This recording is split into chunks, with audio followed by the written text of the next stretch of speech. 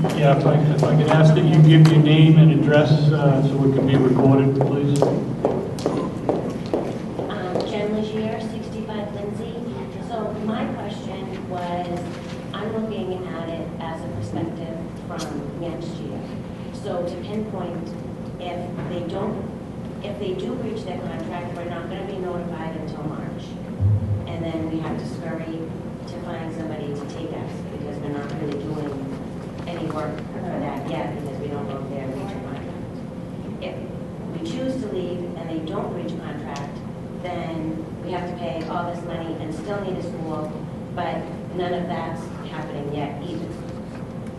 Or we build a high school. Is that kind of where we're at right now? So it doesn't, it's kind of in limbo. You guys, we're not really going to do anything until we find out that they're in breach of contract. Mr. Chairman. We cannot negotiate with another school while we're under contract in Manchester. Dr. Littlefield has had conversations with other schools. There is a high school assessment committee, which I'm the chair of, which we are gathering data on all the available high schools in the area, comparing their test scores and different information to provide to this board so that they'll be knowledgeable if there's a decision to be made. So we can do those kinds of things, but it is my understanding. Things are happening? Yes, I can tell you that the high school assessment committee is meeting weekly and creating a database with 129 criteria for 10 different schools to try to assess and compare all the high schools. And I know Dr. Littlefield has met with, I believe, most of the high schools around to talk to them about Hookset and so forth. It's just we cannot make a deal. We cannot make a commitment at this point. So, like, as a parent of an 8th grader, what are our chances of not being at Central?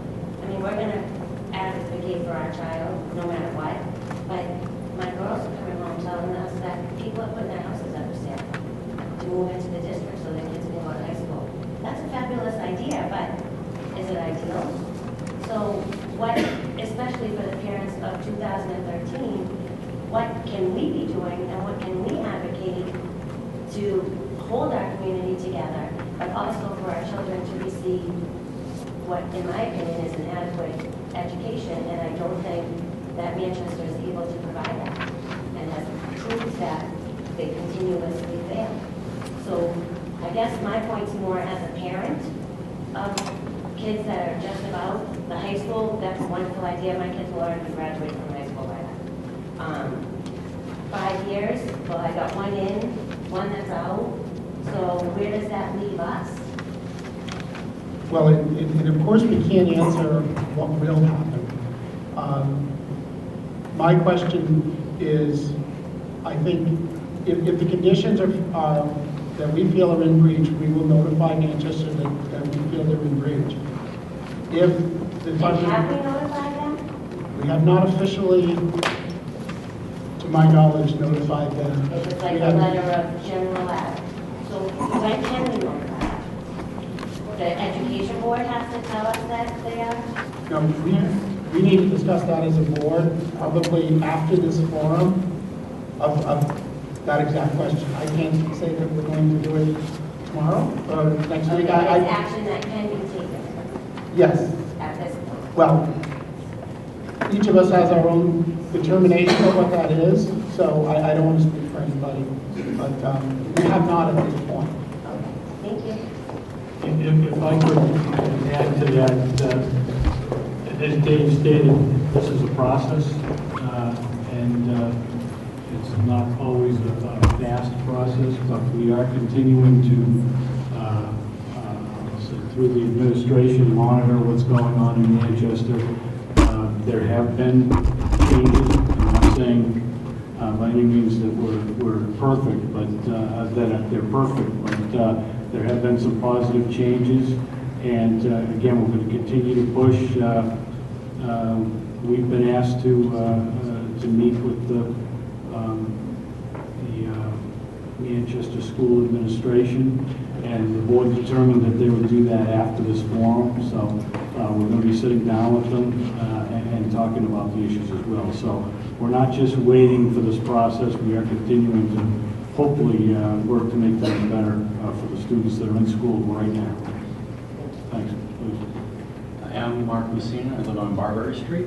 And a month ago, there was an action by the school board to ask your attorney to send a letter, to draft a letter providing 180 days notice to the Manchester School Board.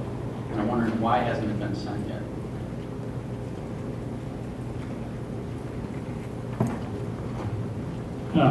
Again, it's a process. I'll say the first part of the process happened. There was a letter sent, and for lack of better terminology, the Manchester School District was put on notice, if you will.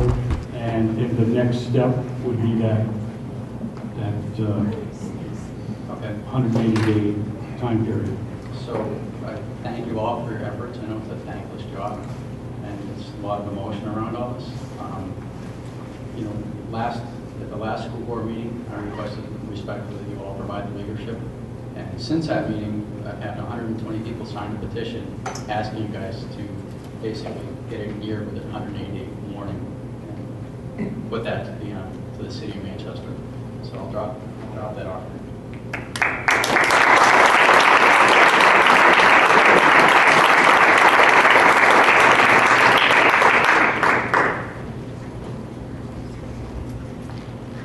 Dave Levette, 29 Morrill Road. I stand here like the other speaker in shock when we were just told there was no letter sent to Manchester officially putting them on notice. The reaction from people just surrounding us sitting in the front row were all shocked. It's like a bait and switch. A month ago, this was supposed to happen. Enough. Get going. Do it. We're all under the belief that this already happened.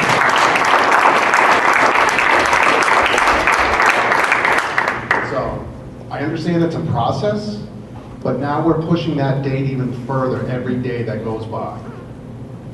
So, we can show them our teeth and growl and this, but if we don't have a bite, what are we doing? Because this is a waste of time and it's a waste of a month. Mr. Chairman, a comment on that? Mr. Levesque and Mr. Messina, I just want to comment on the letter.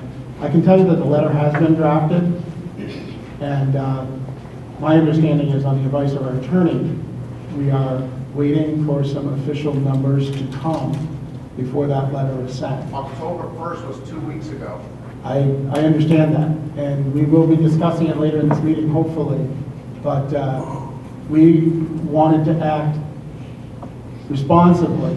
If we are going to claim that there is a breach, we need to have, in my opinion, the numbers to back that up. The first letter that was sent did not declare breach. It pointed out some problems. But we have not discussed as a board this letter and what we want to do with it, and I'm hoping that we're going to have that discussion directly after this forum. So there may be some more answers for you later in the meeting. I don't know that for sure. Thank you.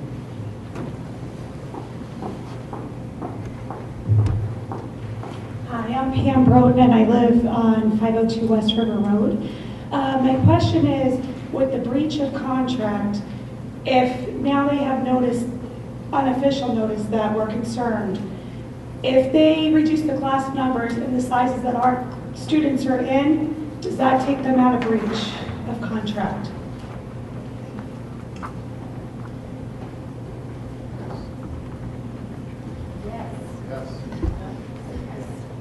Yes. Okay, so it can continue and they can start the school year next year and do the same exact thing, and then move students around? And my other question is there anything in the contract about a breach of contract if they don't make AYP for a certain number of years? Is there anything based on the performance of the Manchester schools?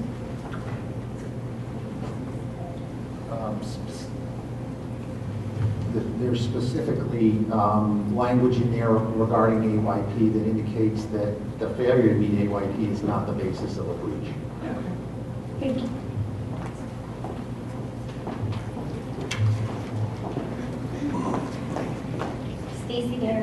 Nancy Lee. Just to follow up what she's saying, I have to voice my opinion too. So basically, Manchester has the option right now to Band-Aid what's going on, and they're gathering funds from wherever they can to Band-Aid what's going on right now. And that will pull us out of being able to be in breach. And then we, as 8th grade parents, are going to send our 8th grader to freshman year, and they're going to be going through the same exact thing next year, because the funding that they don't have this year to fix the problem, they're not going to have next year as well, from what I understand. It gets worse. So it's going to get worse. So I guess for all of us, and I'm probably speaking for a lot of 8th grade parents right now, is we're living fearfully right now that this Band-Aid is going to fix it for now, but we're going to be here in September feeling the way that some of these freshmen parents feel right now. And it's very unsettling.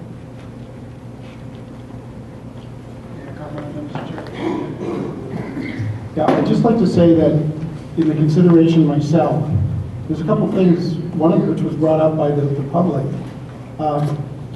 If a student has 3 study halls, they're not counted as being overloading a class, but is that what we really want? So there are some of these questions that I would agree with you as a parent, I wouldn't want, but sitting here, we have to look at the contract when it comes to the question of breach. When it comes to the question of what does the community want us to do with the high school students, we can look at what's best for the high school students. That's why I offered all of the options. But within this idea of breach, we have to act very legally and look at the questions. So it is difficult, and I feel for the parents. I have a high school child too, so I know what it's like. Thank you.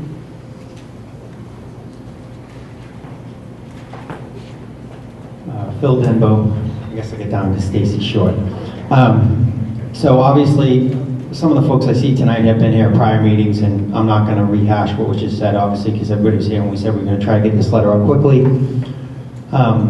My wife works at a law firm, not that it makes any difference, but obviously, whatever we need to do from an official standpoint to notify them they're in breach, I would think we would move the wheels quickly and get that out there, because that's what sets the process in motion with all these other things we have to do.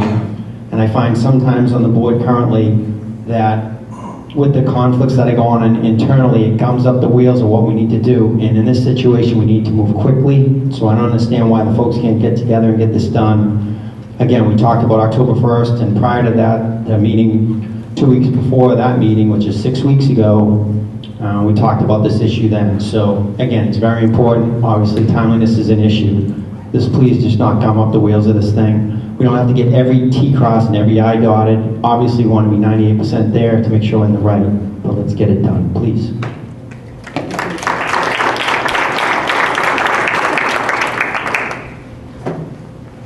Hi, Ken Neal, Winter Drive here in Hooksett. The first question I have is, I just want clarification. The numbers have not been, class size numbers have not been provided to Hooksett at this point?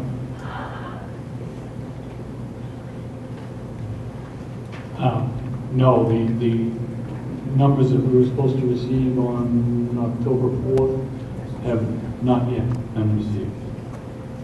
It amazes me because it shows the level of disrespect that the Manchester School District has for Hooksett, because those numbers have been provided to the union leader.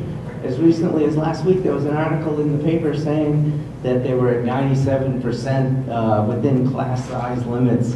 So I don't understand how it can be provided to the union leader and not to Hooksett. So I find that disrespectful. When do those numbers have to be provided to the Department of Education by Manchester?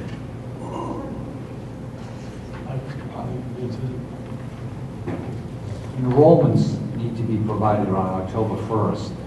The master schedule with a delineation of sections offered and the class size within those sections is not submitted to DOE.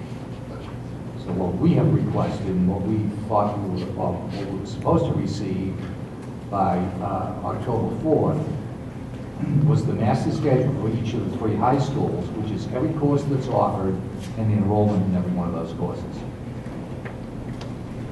And class size is one of the aspects of breach of contract, but if you read the contract, the safety of Hooksett students and all students in Manchester was also outlined in the contract. And twice this summer, Dr. Brennan the Hooksett School Board meetings twice stated that he could not guarantee with the level of funding that they had, the safety of Hooksett students. That alone, as I advocated for this summer, was enough, in my opinion, and of course I'm not a lawyer, but to declare breach of contract. So I am concerned about the safety of the students. But the budget is $9 million underfunded, according to Dr. Brennan's wish or what he determined as to be the adequate level of funding for Manchester. It was originally $12 million. $3 million of that is one-time funding, most of it rated from the healthcare fund. So let's look ahead to next year. That healthcare fund is non-existent anymore in Manchester, so there's no more piggy bank for them to raid for next year to help the situation in Manchester. So what is that going to mean? There's still a tax cap in Manchester. There's no more one-time money next year in Manchester. So it's going to mean greater class sizes, more unsafe situations in the school system. Now's the time to declare breach of contract, not wait. And as far as sending our kids to the West, all that's doing is reshuffling a bad deck. It's not solving any of the problem. Funding is what's solving the problem, and I think it's time to look for a community that supports education and will welcome our students.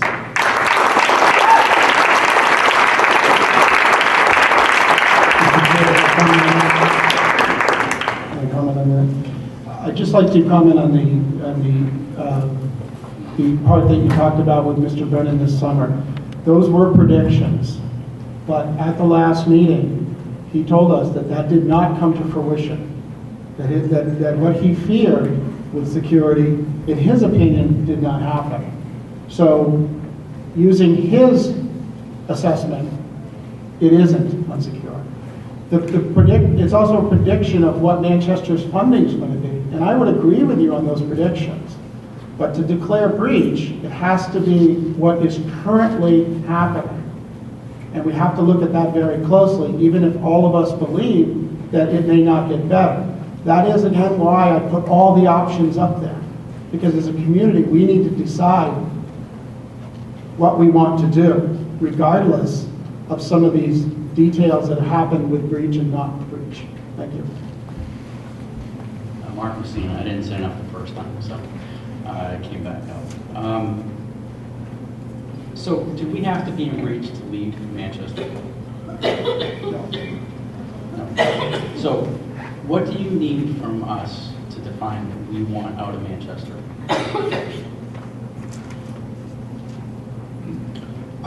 I would say that part of the reason that I put the 7 points up there was to try to get the will of the community.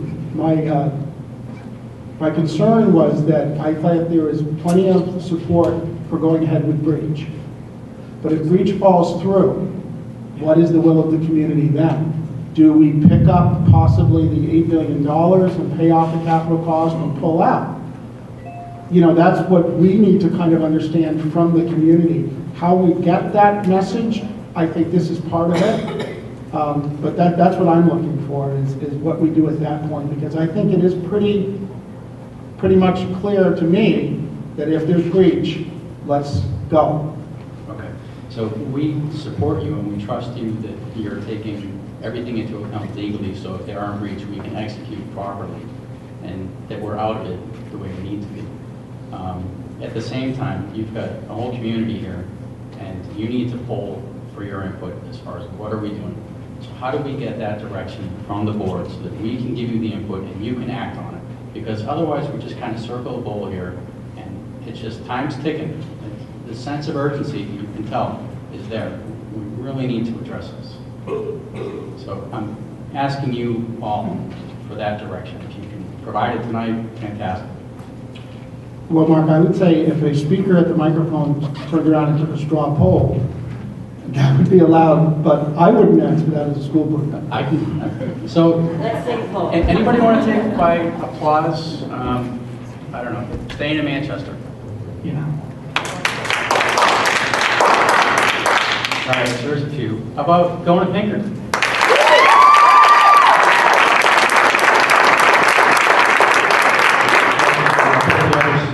Five, and I'll go through. No, I think that, thank you, Mark. You're welcome. hate to do this, but I can't be outcounted. So, again, what's your first name? Mark just spoke about, again, is whether or not we end up being in breach or not in the 8 mil, right? Right now, Dr. Littlefield can't have official conversations, but he's having unofficial conversations, which is great, right? So why can't we get the letter out? Again, let's work out what we need to on the board and get the letter to them and get them notified, please. He's actually in formal conversations with other school districts, not informal. Yeah. Over the summer, we said informal. Now it's formal, and people know we're doing it.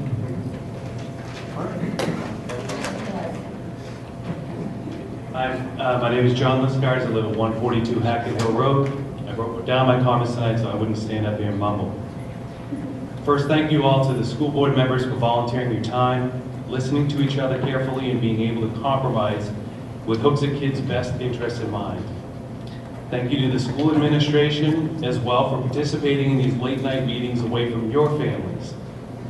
Since the school funding deficit started getting some press a few months ago, I have been paying more attention to Manchester Public Access Television, specifically mayor and alderman meetings and school board meetings, which are televised. I grew up on the west side of Manchester, attended West High School when Hooksett and Bedford kids attended, so I have that perspective. My oldest son attended West for 4 years, and for the first 2 years I gained the perspective of a Hooksett parent with a child attending a Manchester school. I recently served 2 years as the Booster Club president at West High School, working with the athletic directors, teachers, and administration, so I've gained a third perspective. Hooksett has a long history of sending students to Manchester high schools. Hooksett has also repeatedly talked about having a voice on the school board in Manchester, otherwise we continue to send children to Manchester without proper representation. Most recently, the Alderman and School Board have been discussing a joint meeting to discuss school overcrowding, redistricting, and budgets. One of the aldermen, in an obvious attempt to think outside the box and try to help the situation, asked the mayor about talking about opening up school board positions to the sending towns to open up the lines of communication. The mayor responded, "Our charter dictates how school board members are selected," basically saying his hands are tied, and he is correct. However, the charter can be amended by the citizens of Manchester, and I request that this board ask our superintendent to respectively but strongly request a vote be put to the citizens of Manchester to amend the city charter to allow additional seats on the school board for sending school districts proportional to the number of students each town sends. Based upon Manchester's response to this request, we will be able to see whether they are serious about a relationship with Hooksett as a partner or not. I can tell you that I toured Pinkerton Academy recently, where they do offer sending school districts seats on their school board, and that school knows how to foster good relationships with its sending school districts. As Hooksett parents, we need to be partners with those responsible for educating our children and not leave it up to others without proper representation for our kids. Thank you.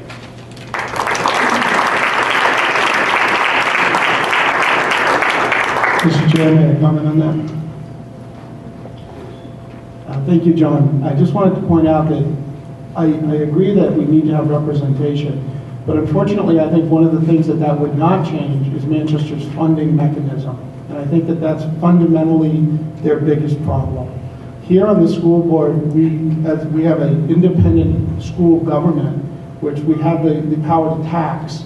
So the money that you pay in taxes for the school stays here in the school. We can argue about how to spend it, but it doesn't get siphoned off and going into the town. Manchester's system's much different. And personally, I don't really see much of a future with that funding mechanism, because it seems as though the city of Manchester is in control of all of those funds, and it depletes the school of their funds. So while I would share your idea for representation, I would be doubtful that it would, even if all those members voted, the city could still hold back that funding. But thank you very much for your idea. Yeah, my point, Dave, is just to point out the big difference between a school district that wants to partner with you for educating your children and a city that obviously doesn't. And by pushing that question forward with the mayor, I think it would just, because I would almost guess what they would say. Thank you. Please. Yeah, Lisa McKenna, Whitehall Road. I actually just have a question. I have one son that started at high school this year, having a great time, enjoying himself. I have two more kids that are going to be coming up in the next couple of years. Now, you guys are saying that once our kids start there, that they can stay there. What about their siblings? Am I going to be able to petition to have them go to the same school if you guys decide to pull out? Or am I going to have to send them to a different school district?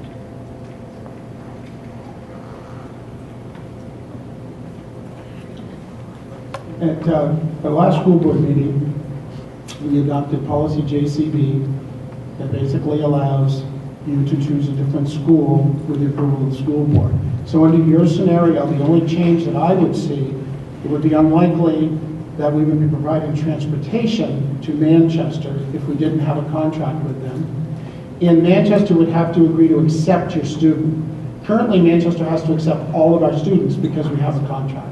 If we no longer had a contract, you'd have to apply to be accepted. Just like we do But right now with other under the current policy, we would apply tuition money toward Manchester to pay the tuition.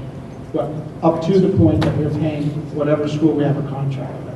Yeah, I understand. Thank you. Dr. Littlefield, I have a question. Do Manchester high schools have a sibling rule like Pinkerton has? Like if a sibling is already there, they may be more inclined to accept? I really don't know what their policy is on non-sending districts. Okay. I don't know what their policy is.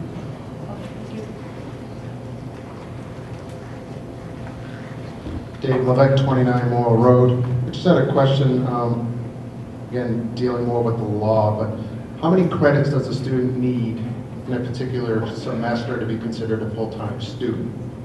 Is there any regulation? I know at college you need 12 credits to be a full-time student. What is it for high school?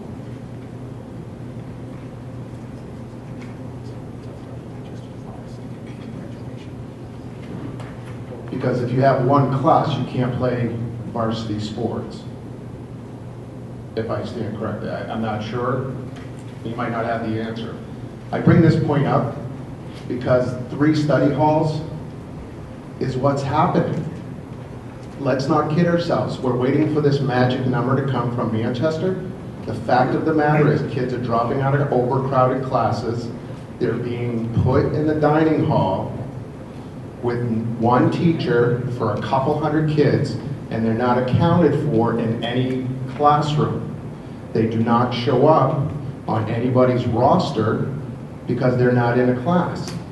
So the report cards, as we got our kids' high school progress reports this week, there's 3 empty spots on both of my daughter's progress report. So they can't be on anybody's roll, and they can't be getting a grade if they're sitting in the dining hall. So our numbers on class sizes are skewed and inaccurate no matter what they send us. I know we have to trust that, but no one's keeping track of my daughter's 3 study halls, or they call them lunch periods.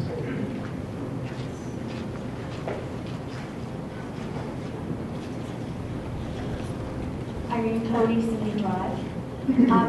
Just speculating, if something happened that Pinkerton was chosen, students started going to Pinkerton, what would happen to transportation after school for kids to be able to participate in extracurricular activities? Would the parents then be responsible for driving to Derry to pick up the child, the student? How would that work out transportation-wise? And to be honest, I'm not thrilled with the possibility of my kids driving themselves on that section of 93 that is notorious for accidents. So thinking the safety of our kids too. And again, the most important part too, besides the safety, is the extracurricular activities after school. How would that be handled? I could speculate. Yeah. After-school activities would be the same at any high school that we had a tuition agreement with. It would be the responsibility of the parents to transport them back.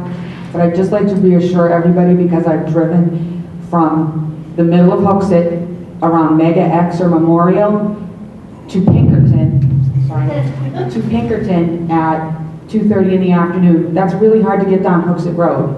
And it took me 23 and a half minutes. I didn't break any speed limits. I didn't run any red lights. And I've done the same thing, give or take 10 minutes, to Central and West, and it's taken me 32 minutes. So we're not talking about, you don't have to send your kids on 93 to go to Pinkerton. You can go right down the bypass. The parents who work outside of the home, how, I mean, I think it would be the same as if your kids are in an extracurricular activity in Manchester. You would work with other families and work together like they do to go to a Manchester high school activity. I don't have high school students, so I don't know how that works once you get to high school. And Pinkerton only allows parking for seniors. So sophomores and juniors can't park on campus at Pinkerton. right. I would have to say that in the time that we've had this discussion, there's only been two negatives that I've heard about Pinkerton: the size and the distance. And I would say if we're going to consider something new, certainly we could consider a late bus. You know, of course, as everything, it comes down to what is the community willing to bear cost-wise.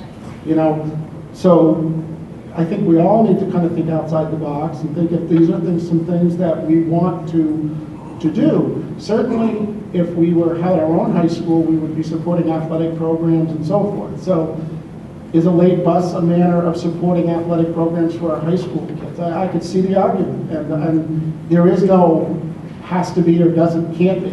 It's what this community wants to do. So I think that's certainly something that could be considered, and maybe, you know, figured out how much it would cost and how effective it would be. Thank you.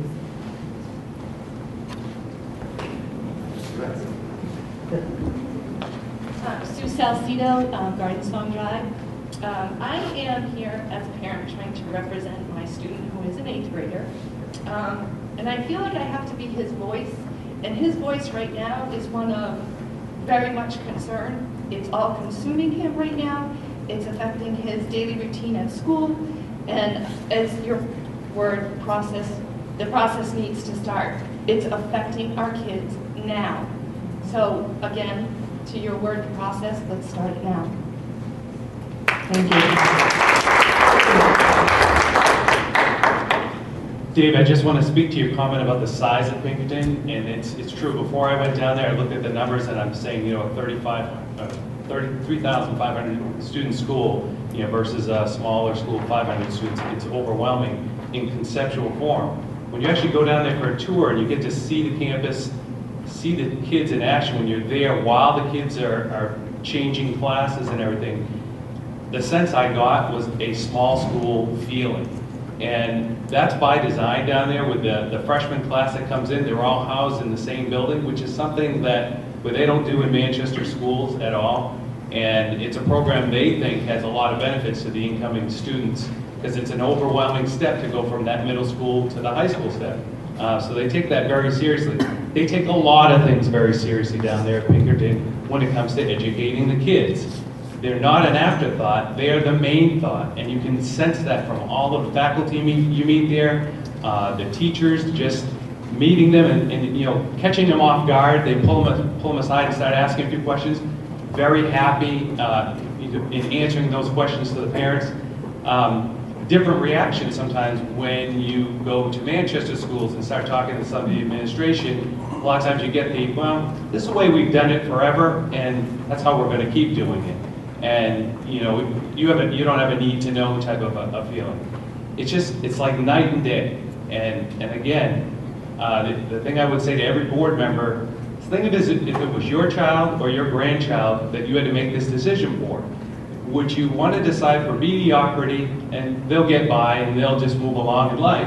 Or if you have this chance to really do something great for the students of Hooksett, and yeah, maybe we will add a bus for after-school events for those parents that can't get their transportation in line to go all the way to Derry.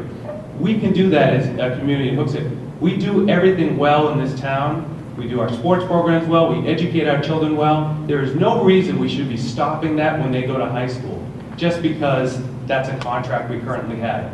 And it seems, I know lawyers, you have your job to do, it's common sense that we are in breach of this contract by state standards. It's common sense. And we need to move on that,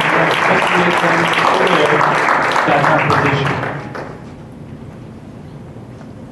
Mr. Chairman, comment on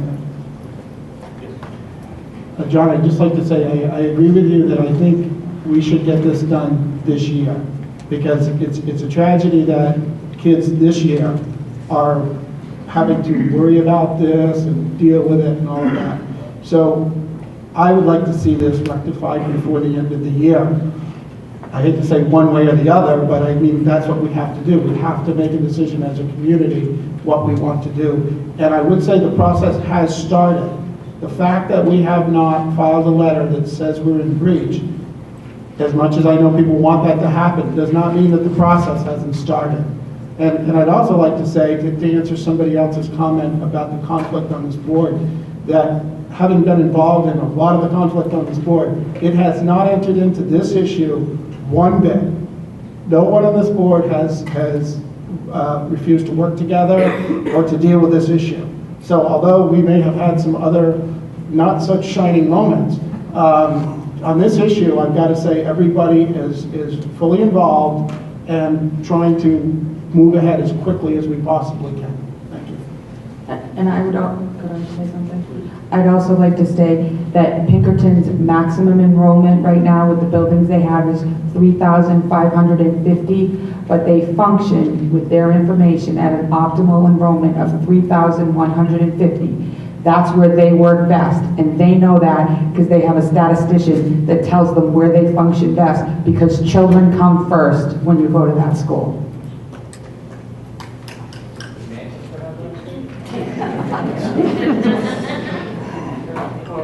Steve McNally, 17 Deerland Lane. A couple of things. You talked about $8 million to breach the contract, to finalize the contract. Do we have to continue to pay the next 4 years or 3 years to the sophomores already, juniors and seniors, to continue there in addition to that $8 million?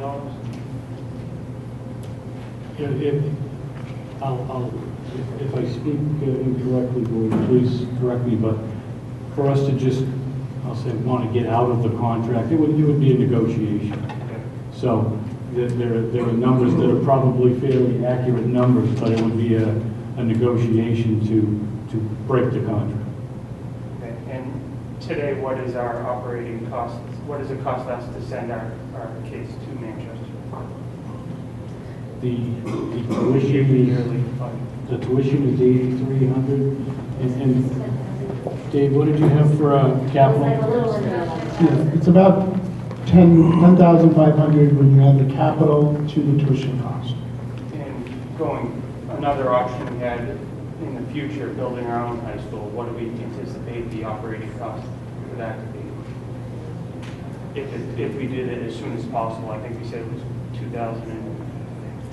Yeah, there was a high school study committee that reported on the cost of getting the high school to a point of operation. I don't believe it was really their charge to try to put a price tag on what that would cost to operate, because there would be so many variables there depending on what we offered as far as course offerings, the number of teachers, that at this point, I don't think that we could do that. I would say you could look at some of the other schools and see what's happened. For instance, Bow, when they built, were pretty reasonable. Their population dropped off and their per student cost went up to about $15,000 now. They're trying to bring in students to optimize, as Mrs. Corcus was saying, about getting to the optimum amount of efficiency so that your student cost is efficient. So it could depend here in Hooksett on what we built, how we operated it, how many students we had. I mean, there's so many variables that I don't think anybody would want to guess at what that number would be. And correct me if I'm wrong, up until this year, or I think for 1 year, if you wanted to send your child to another high school, you needed to have a specific reason. Manchester didn't offer something, but that has since been changed, where if we want to send our children to a different high school, we have to pay the difference as well as the transportation cost starting next year? Or could we do that today? Currently, you can petition the school board to go to another school and agree to pay tuition, show that you've been accepted, and provide transportation. And the school board will approve based on that request. It's policy JCB. We should have it up on the website if you want to read the details of it. It has changed because as of 2 weeks ago, we took the word hardship out. And last year, the word hardship is what was causing a lot of misunderstanding and so forth. That word has been taken out of there, so But I it don't. still has to go to the board. It comes to the board, yes. It's not totally parent choice. So It is the board if I has come to up- decide. If I come up before the board and say, no right or anything, but I'm going to put up my house for sale because I want to move my kids to a town that offers a good school system all the way through high school, not just through middle school. I mean, what are the decision factors? This board looks at policy JCB and then we vote on it based on what you've said. And my criteria would be that you're promising to provide transportation, show acceptance of school, and provide the extra tuition. I can't speak for everyone else. Thank you.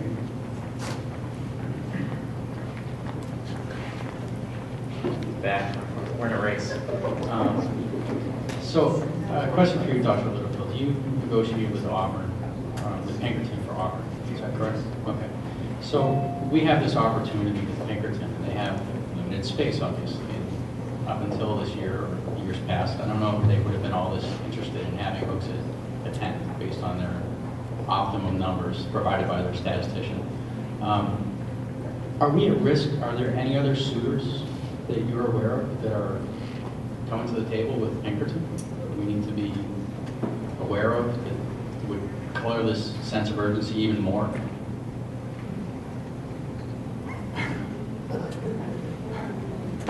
Maybe. Okay. All right. I really don't know. We have the 3 SAU communities, and I certainly am careful which hat I'm wearing when I'm speaking in which community, because there can be built-in conflicts of interest. Okay. I'm not aware of anyone making a formal overture to Pinkerton. Within your purview and your job, do you know of other communities that are as unhappy as we are, and that would be within the geographic range that they would be potentially interested? I'm not aware. That doesn't mean that they don't exist, but I'm not aware. Okay. Thank you. Ellen? Ellen?